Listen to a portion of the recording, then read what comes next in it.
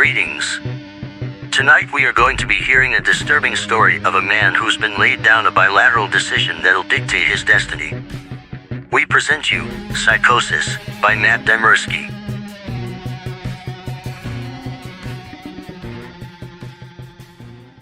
Sunday. I'm not sure why I'm writing this down on paper and not on my computer. I guess I've just noticed some odd things. It's not that I don't trust the computer.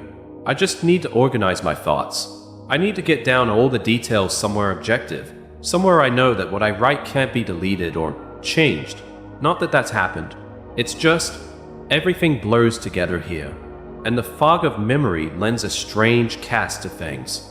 I'm starting to feel cramped in this small apartment. Maybe that's the problem. I just had to go and choose the cheapest apartment, the only one in the basement. The lack of windows down here makes day and night seem to slip by seamlessly. I haven't been out in a few days because I've been working on this programming project so intensively. I suppose I just wanted to get it done. Hours of sitting and staring at a monitor can make anyone feel strange. I know, but I don't think that's it. I'm not sure when I first started to feel like something was odd. I can't even define what it is. Maybe I just haven't talked to anyone in a while. That's the first thing that crept up on me. Everyone I normally talk to online while I program has been idle, or they've simply not logged on at all. My instant messages go unanswered. The last email I got from anybody was a friend saying he'd talk to me when he got back from the store, and that was yesterday. I'd call with my cell phone, but reception's terrible down here. Yeah, that's it. I just need to call someone. I'm going to go outside. Well, that didn't work so well. As the tingle of fear fades, I'm feeling a little ridiculous for being scared at all. I looked in the mirror before I went out, but I didn't shave the 2-day stubble I've grown. I figured I was just going out for a quick cell phone call. I did change my shirt, though, because it was lunchtime, and I guessed that I'd run into at least one person I knew. That didn't end up happening. I wish it did. When I went out, I opened the door to my small apartment slowly. A small feeling of apprehension had somehow already lodged itself in me. For some indefinable reason, I chalked it up to having not spoken to anyone but myself for a day or two. I peered down the dingy gray hallway, made dingier by the fact that it was a basement hallway. On one end, a large metal door led to the building's furnace room. It was locked, of course. 2 dreary soda machines stood by it. I bought a soda from one the first day I moved in, but it had a 2-year-old expiration date. I'm fairly sure nobody knows those machines are even down here, or my cheap landlady just doesn't care to get them restocked. I closed my door softly and walked the other direction, taking care not to make a sound. I have no idea why I chose to do that, but it was fun giving in to the strange impulse not to break the droning hum of the soda machines, at least for the moment. I got to the stairwell and took the stairs up to the building's front door. I looked through the heavy door's small square window and received quite the shock. It was definitely not lunchtime. City gloom hung over the dark street outside, and the traffic lights at the intersection in the distance blinked yellow. Dim clouds, purple and black from the glow of the city, hung overhead. Nothing moved, save the few sidewalk trees that shifted in the wind. I remember shivering, though I wasn't cold. Maybe it was the wind outside. I could vaguely hear it through the heavy metal door, and I knew it was that unique kind of late-night wind. The kind that was constant, cold, and quiet, save for the rhythmic music it made as it passed through countless unseen tree leaves. I decided not to go outside. Instead, I lifted my cell phone to the door's little window and checked the signal meter. The bars filled up the meter, and I smiled. Time to hear someone else's voice. I remember thinking, relieved. It was such a strange thing, to be afraid of nothing. I shook my head, laughing at myself silently. I hit speed dial for my best friend Amy's number and held the phone up to my ear. It rang once, but then it stopped. Nothing happened. I listened to silence for a good 20 seconds, then hung up. I frowned and looked at the signal meter again, still full. I went to dial her number again, but then my phone rang in my hand, startling me. I put it up to my ear. "Hello?" I asked, immediately fighting down a small shock at hearing the first spoken voice in days, even if it was my own. I had gotten used to the droning hum of the building's inner workings, my computer, and the soda machines in the hallway. There was no response to my greeting at first, but then, finally, a voice came. "Hey, said a clear male voice, obviously of college age, like me. Who is this? John, I replied, confused. Oh, sorry, wrong number, he replied, then hung up. I lowered the phone slowly and leaned against the thick brick wall of the stairwell. That was strange. I looked at my received calls list, but the number was unfamiliar. Before I could think on it further, the phone rang loudly, shocking me yet again. This time, I looked at the caller before I answered. It was another unfamiliar number. This time, I held the phone up to my ear, but said nothing. I heard nothing but the general background noise of a phone. Then, a familiar voice broke my tension. John was the single word in Amy's voice. I breathed a sigh of relief. Hey, it's you, I replied. Who else would it be? She responded. Oh, the number. I'm at a party on 7th Street, and my phone died just as you called me. This is someone else's phone, obviously. Oh, okay, I said. Where are you? She asked. My eyes glanced over the drab whitewashed cylinder block walls and the heavy metal door with its small window. At my building, I sighed, just feeling cooped up. I didn't realize it was so late.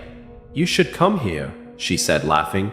Nah, I don't feel like looking for some strange place by myself in the middle of the night, I said, looking out the window at the silent, windy street that secretly scared me just a tiny bit. I think I'm just going to keep working or go to bed. Nonsense, she replied. I can come get you. Your building is close to 7th Street, right?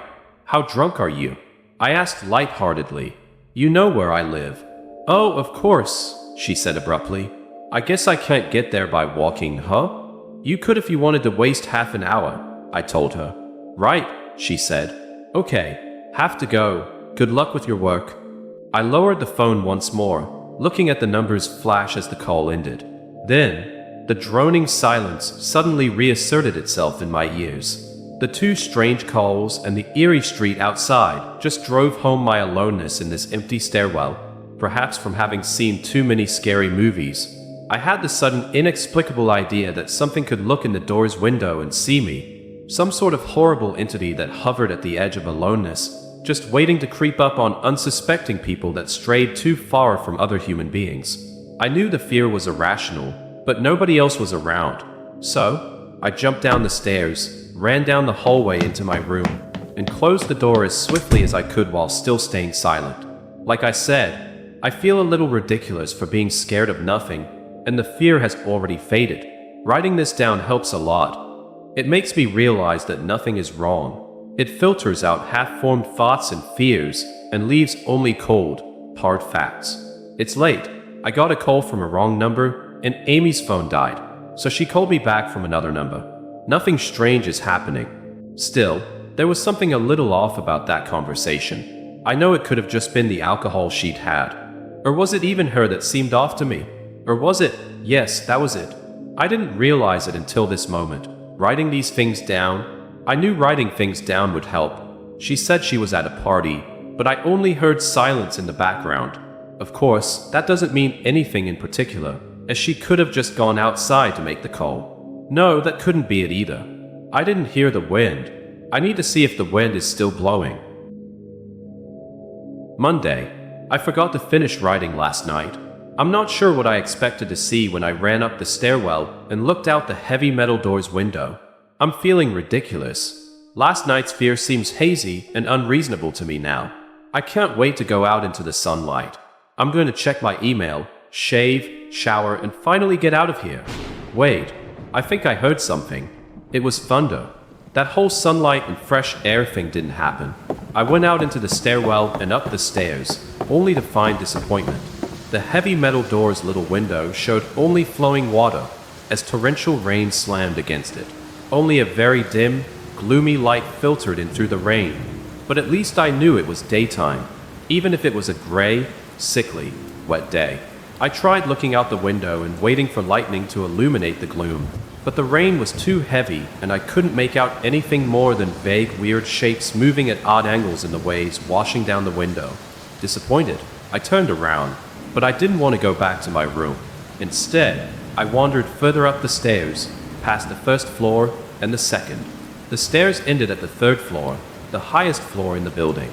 I looked through the glass that ran up the outer wall of the stairwell, but it was that warped, thick kind that scatters the light.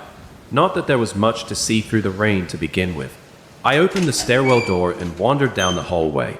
The 10 or so thick wooden doors, painted blue a long time ago, were all closed. I listened as I walked, but it was the middle of the day, so I wasn't surprised that I heard nothing but the rain outside. As I stood there in the dim hallway, listening to the rain, I had the strange, fleeting impression that the doors were standing like silent granite monoliths erected by some ancient forgotten civilization for some unfathomable guardian purpose. Lightning flashed, and I could have sworn that, for just a moment, the old grainy blue would look just like rough stone. I laughed at myself for letting my imagination get the best of me, but then it occurred to me that the dim gloom and lightning must mean there was a window somewhere in the hallway. A vague memory surfaced, and I suddenly recalled that the third floor had an alcove and an inset window halfway down the floor's hallway. Excited to look out into the rain and possibly see another human being, I quickly walked over to the alcove, finding the large, thin glass window. Rain washed down it, as with the front door's window, but I could open this one. I reached a hand out to slide it open, but hesitated. I had the strangest feeling that if I opened that window, I would see something absolutely horrifying on the other side. Everything's been so odd lately, so I came up with a plan, and I came back here to get what I needed. I don't seriously think anything will come of it, but I'm bored, it's raining, and I'm going stir crazy. I came back to get my webcam. The cord isn't long enough to reach the third floor by any means, so instead I'm going to hide it between the two soda machines in the dark end of my basement hallway, run the wire along the wall and under my door, and put black duct tape over the wire to blend it in with the black plastic strip that runs along the base of the hallway's walls. I know this is silly, but I don't have anything better to do. Well, nothing happened. I propped open the hallway to stairwell door, steeled myself, then flung the heavy front door wide open and ran like hell down the stairs to my room and slammed the door. I watched the webcam on my computer intently, seeing the hallway outside my door and most of the stairwell. I'm watching it right now, and I don't see anything interesting. I just wish the camera's position was different, so that I could see out the front door. Hey, somebody else online. I got out an older, less functional webcam that I had in my closet to video chat with my friend online. I couldn't really explain to him why I wanted to video chat, but it felt good to see another person's face. He couldn't talk very long, and we didn't talk about anything meaningful, but I feel much better. My strange fear has almost passed. I would feel completely better, but there was something odd about our conversation. I know that I've said that everything has seemed odd, but still, he was very vague in his responses. I can't recall one specific thing that he said, no particular name or place or event, but he did ask for my email address to keep in touch. Wait, I just got an email. I'm about to go out. I just got an email from Amy that asked me to meet her for dinner at the place we usually go to. I do love pizza, and I've just been eating random food from my poorly stocked fridge for days, so I can't wait. Again, I feel ridiculous about the odd couple of days I've been having. I should destroy this journal when I get back. Oh, another email. Oh my god. I almost left the email and opened the door. I almost opened the door, but I read the email first. It was from a friend I hadn't heard from in a long time, and it was sent to a huge number of emails that must have been every person he had saved in his address list. It had no subject, and it said, simply, "Seen with your own eyes, don't trust them, they." What the hell is that supposed to mean? The words shock me, and I keep going over and over them. Is it a desperate email sent just as something happened? The words are obviously cut off without finishing. On any other day, I would have dismissed this as spam from a computer virus or something. But the words, "seen with your own eyes." I can't help but read over this journal and think back on the last few days and realize that I have not seen another person with my own eyes or talked to another person face to face. The webcam conversation with my friend was so strange, so vague, so eerie now that I think about it. Was it eerie? Or is the fear clouding my memory? My mind toys with the progression of events I've written here, pointing out that I have not been presented with one single fact that I did not specifically give out unsuspectingly. The random wrong number, that got my name and the subsequent strange return call from Amy, the friend that asked for my email address. I messaged him first when I saw him online, and then I got my first email a few minutes after that conversation. Oh my god, that phone call with Amy. I said over the phone, I said that I was within half an hour's walk of 7th Street. They know I'm near there. What if they're trying to find me? Where is everyone else? Why haven't I seen or heard anyone else in days? No, this is crazy. This is absolutely crazy. I need to calm down. This madness needs to end. Advertisements. I don't know what to think. I ran about my apartment furiously, holding my cell phone up to every corner to see if it got a signal through the heavy walls. Finally, in the tiny bathroom, near one ceiling corner, I got a single bar. Holding my phone there, I sent a text message to every number in my list. Not wanting to betray anything about my unfounded fears, I simply said, "You seen anyone face to face lately?" At that point, I just wanted any reply back. I didn't care what the reply was, or if I embarrassed myself. I tried to call someone a few times, but I couldn't get my head up high enough, and if I brought my cell phone down even an inch, it lost signal. Then I remembered the computer and rushed over to it, instant messaging everyone online. Most were idle or away from their computer. Nobody responded. My messages grew more frantic, and I started telling people where I was and to stop by in person for a host of barely passable reasons. I didn't care about anything by that point. I just needed to see another person. I also tore apart my apartment looking for something that I might have missed. Some way to contact another human being without opening the door. I know it's crazy. I know it's unfounded. But what if? What if? I just need to be sure. I taped the phone to the ceiling in case. Tuesday. The phone rang. Exhausted from last night's rampage, I must have fallen asleep. I woke up to the phone ringing and ran into the bathroom, stood on the toilet, and flipped open the phone taped to the ceiling. It was Amy, and I feel so much better. She was really worried about me, and apparently had been trying to contact me since the last time I talked to her. She's coming over now, and yes, she knows where I am without me telling her. I feel so embarrassed. I am definitely throwing this journal away before anyone sees it. I don't even know why I'm writing in it now. Maybe it's just because it's the only communication I've had at all since God knows when. I look like hell too. I looked in the mirror before I came back in here. My eyes are sunken, my stubble is thicker, and I just look generally unhealthy. My apartment is trashed, but I'm not going to clean it up. I think I need someone else to see what I've been through. These past few days have not been normal. I am not one to imagine things. I know I have been the victim of extreme probability. I probably missed seeing another person a dozen times. I just happened to go out when it was late at night, or the middle of the day when everyone was gone. Everything's perfectly fine. I know this now. Plus, I found something in the closet last night that has helped me tremendously. A television. I set it up just before I wrote this, and it's on in the background. Television has always been an escape for me, and it reminds me that there's a world beyond these dingy brick walls. I'm glad Amy's the only one that responded to me after last night's frantic pestering of everyone I could contact. She's been my best friend for years. She doesn't know it, but I count the day that I met her among one of the few moments of true happiness in my life.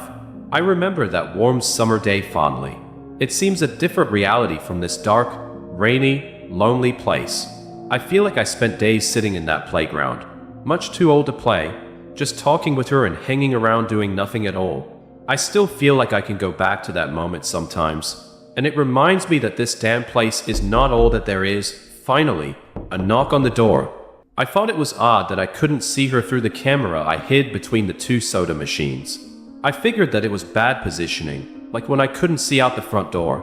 I should have known. I should have known. After the knock, I yelled through the door jokingly that I had a camera between the soda machines, because I was embarrassed myself that I had taken this paranoia so far. After I did that, I saw her image walk over to the camera and look down at it. She smiled and waved. "Hey," she said to the camera brightly, giving it a wry look. "It's weird, I know," I said into the mic attached to my computer. "I've had a weird few days." "Must have," she replied. "Open the door, John." I hesitated.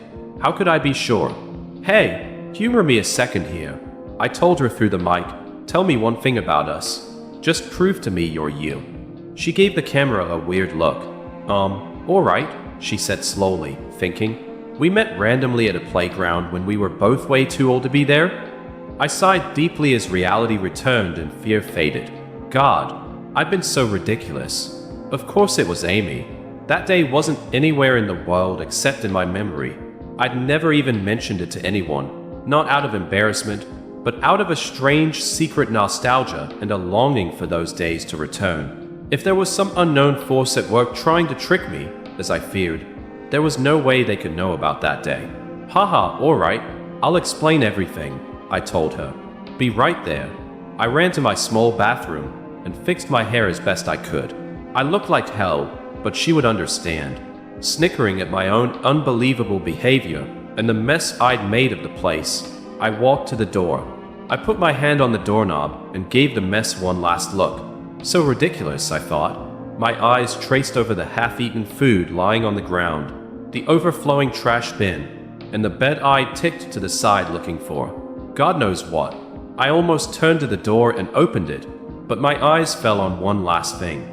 The old webcam, the one I used for that eerily vacant chat with my friend. Its silent black sphere lay haphazardly tossed to the side, its lens pointed at the table where this journal lay. An overwhelming terror took me as I realized that if something could see through that camera, it would have seen what I just wrote about that day. I asked her for any one thing about us, and she chose the only thing in the world that I thought they or it did not know. But IT did. It did know. It could have been watching me the whole time. I didn't open the door. I screamed. I screamed in uncontrollable terror. I stomped on the old webcam on the floor. The door shook and the doorknob tried to turn, but I didn't hear Amy's voice through the door. Was the basement door, made to keep out drafts, too thick? Or was Amy not outside? What could have been trying to get in, if not her? What the hell is out there? I saw her on my computer through the camera outside. I heard her on the speakers through the camera outside. But was it real? How can I know? She's gone now. I screamed and shouted for help. I piled up everything in my apartment against the front door. Friday. At least I think that it's Friday. I broke everything electronic. I smashed my computer to pieces. Every single thing on there could have been accessed by network access, or worse, altered. I'm a programmer, I know. Every little piece of information I gave out since this started. My name, my email, my location. None of it came back from outside until I gave it out. I've been going over and over what I wrote. I've been pacing back and forth, alternating between stark terror and overpowering disbelief. Sometimes I'm absolutely certain some phantom entity is dead set on the simple goal of getting me to go outside. Back to the beginning, with the phone call from Amy, she was effectively asking me to open the door and go outside. I keep running through it in my head. One point of view says I've acted like a madman, and all of this is the extreme convergence of probability, never going outside at the right times by pure luck, never seeing another person by pure chance, getting a random nonsense email from some computer virus at just the right time. The other point of view says that extreme convergence of probability is the reason that whatever's out there hasn't gotten me already. I keep thinking, I never opened the window on the 3rd floor. I never opened the front door, until that incredibly stupid stunt with the hidden camera, after which I ran straight to my room and slammed the door. I haven't opened my own solid door since I flung open the front door of the building. Whatever's out there, if anything's out there, never made an appearance in the building before I opened the front door. Maybe the reason it wasn't in the building already was that it was elsewhere getting everyone else, and then it waited until I betrayed my existence by trying to call Amy. A call which didn't work, until it called me and asked me my name. Terror literally overwhelms me every time I try to fit the pieces of this nightmare together. That email, short, cut off, was it from someone trying to get word out? Some friendly voice desperately trying to warn me before it came? Seen with my own eyes, don't trust them. Exactly what I've been so suspicious of. It could have masterful control of all things electronic, practicing its insidious deception to trick me into coming outside. Why can't it get in? It knocked on the door. It must have some solid presence. The door, The image of those doors in the upper hallway as guardian monoliths flashes back in my mind every time I trace this path of thoughts. If there is some phantom entity trying to get me to go outside, maybe it can't get through doors. I keep thinking back over all the books I've read or movies I've seen, trying to generate some explanation for this. Doors have always been such intense foci of human imagination, always seen as wards or portals of special importance. Or perhaps the door is just too thick. I know that I couldn't bash through any of the doors in this building, let alone the heavy basement ones. Aside from that, the real question is, why does it even want me? If it just wanted to kill me, it could do it any number of ways, including just waiting until I starve to death. What if it doesn't want to kill me? What if it has some far more horrific fate in store for me? God, what can I do to escape this nightmare? A knock on the door. I told the people on the other side of the door I need a minute to think and I'll come out. I'm really just writing this down so I can figure out what to do. At least this time I heard their voices. My paranoia, and yes, I recognize I'm being paranoid, has me thinking of all sorts of ways that their voices could be faked electronically. There could be nothing but speakers outside, simulating human voices. Did it really take them 3 days to come talk to me? Amy is supposedly out there, along with 2 policemen and a psychiatrist. Maybe it took them 3 days to think of what to say to me. The psychiatrist's claim could be pretty convincing. If I decided to think this has all been a crazy misunderstanding, and not some entity trying to trick me into opening the door. The psychiatrist had an older voice, authoritarian but still caring. I liked it. I'm desperate just to see someone with my own eyes. He said I have something called Psychosis, and I'm just one of a nationwide epidemic of thousands of people having breakdowns triggered by a suggestive email that got through somehow. I swear he said, got through somehow. I think he means spread throughout the country inexplicably, but I'm incredibly suspicious that the entity slipped up and revealed something. He said I am part of a wave of emergent behavior, that a lot of other people are having the same problem with the same fears, even though we've never communicated. That neatly explains the strange email about eyes that I got. I didn't get the original triggering email. I got a descendant of it. My friend could have broken down too, and tried to warn everyone he knew against his paranoid fears. That's how the problem spreads, the psychiatrist claims. I could have spread it too, with my texts and instant messages online to everybody I know. One of those people might be melting down right now, after being triggered by something I sent them. Something they might interpret any way that they want. Something like a text saying, "Seen anyone face to face lately?" The psychiatrist told me that he didn't want to lose another one. That people like me are intelligent, and that's our downfall. We draw connections so well that we draw them even when they shouldn't be there. He said it's easy to get caught up in paranoia in our fast-paced world. A constantly changing place where more and more of our interaction is simulated. I have to give him one thing. It's a great explanation. It neatly explains everything. It perfectly explains everything. In fact, I have every reason to shake off this nightmarish fear that something or consciousness or being out there wants me to open the door so it can capture me for some horrible fate worse than death. It would be foolish, after hearing that explanation, to stay in here until I starve to death just to spite the entity that might have got everyone else. It would be foolish to think that, after hearing that explanation, I might be one of the last people left alive on an empty world, hiding in my secure basement room, spiting some unthinkable deceptive entity just by refusing to be captured. It's a perfect explanation for every single strange thing I've seen or heard, and I have every reason in the world to let all of my fears go and open the door. That's exactly why I'm not going to. How can I be sure? How can I know what's real and what's deception? All of these damn things with their wires and their signals that originate from some unseen origin. They're not real. I can't be sure. Signals through a camera, faked video, deceptive phone calls, emails, even the television, lying broken on the floor. How can I possibly know it's real? It's just signals, waves, light, the door. It's bashing on the door. It's trying to get in. What insane mechanical contrivance could it be using to simulate the sound of men attacking the heavyweight so well? At least I'll finally see it with my own eyes. There's nothing left in here for it to deceive me with. I've ripped apart everything else. It can't deceive my eyes, can it? Seen with your own eyes, don't trust them. Wait. Was that desperate message telling me to trust my eyes, or warning me about my eyes too? Oh my god, what's the difference between a camera and my eyes? They both turn light into electrical signals. They're the same. I can't be deceived. I have to be sure. I have to be sure. Date unknown. I calmly asked for paper and a pen, day in and day out, until it finally gave them to me. Not that it matters. What am I going to do? Poke my eyes out? The bandages feel like part of me now. The pain is gone. I figure this will be one of my last chances to write legibly, as, without my sight to correct mistakes, my hands will slowly forget the motions involved. This is a sort of self-indulgence, this writing. It's a relic of another time, because I'm certain everyone left in the world is dead, or something far worse. I sit against the padded wall day in and day out. The entity brings me food and water. It masks itself as a kind nurse, as an unsympathetic doctor. I think it knows that my hearing has sharpened considerably now that I live in darkness. It fakes conversations in the hallways, on the off chance that I might overhear. One of the nurses talks about having a baby soon. One of the doctors lost his wife in a car accident.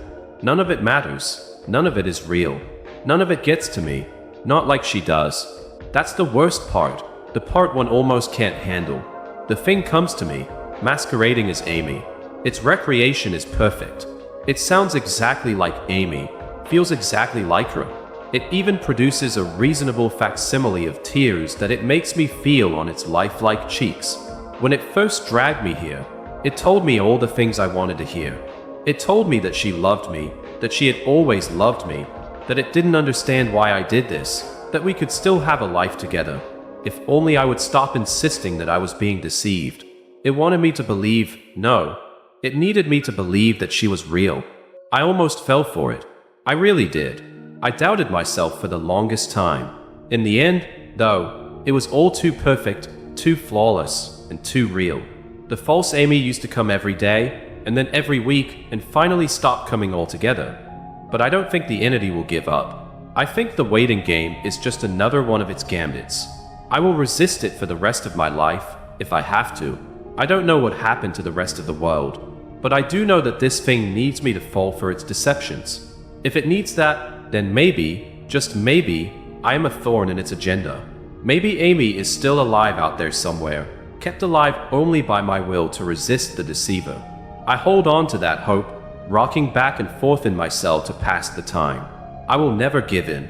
I will never break. I am a hero.